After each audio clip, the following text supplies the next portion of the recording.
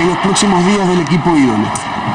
Y en Cuenca también un equipo que le dijo adiós a la temporada porque no se clasifica a ninguna de las instancias finales es el Deportivo Cuenca, que tuvo, Francisco, nuevamente como protagonista a Federico Laurito, presente en todos los goles, justamente como lo había hecho la semana anterior, marcando y estando como protagonista en los penales. Aquí, falta de Ascono sobre Laurito y el gol de penal de Juan José Gobea al minuto 2 del partido.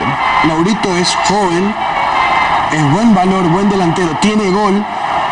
Tengo entendido que se le está tratando de ampliar el contrato más años, porque tiene hasta el 2012. Javier Robles arregló ya contrato 6 meses más, ¿verdad?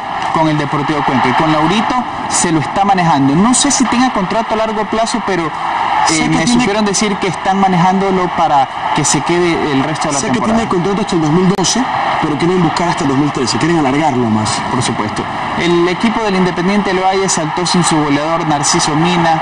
Tuvieron en el ataque jugadores como Armando Solís, como Estigarribia, pero la superioridad del Deportivo Cuenca fue clara. Hay que decir que son políticas similares, ¿no? Mucha gente joven, en Independiente y en el Cuenca. Mucha gente joven. Nuevamente, Laurito, observa la posición, está habilitado más bien en línea. Por supuesto, bien en línea, y la definición de este joven talento que se menciona y se dijo durante la semana habría recibido por propuestas de un empresario para llevarlo al exterior. Este joven prospecto que ha tenido un muy buen cierre de campaña. Y una vez más Laurito presente. Hay que irlo manejando con tranquilidad. Y esta otra definición que lo pone como la gran figura del partido, nuevamente corriendo con el último hombre, ¿no? A no caer en posición adelantada, miren.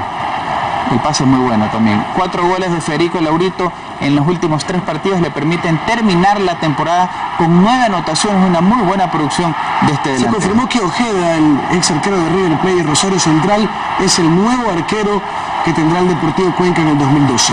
Por supuesto. 3-0 finalizó el primer tiempo. En el segundo tiempo el Cuenca siguió mostrando algunas situaciones de peligro, pero el marcador no se movería más.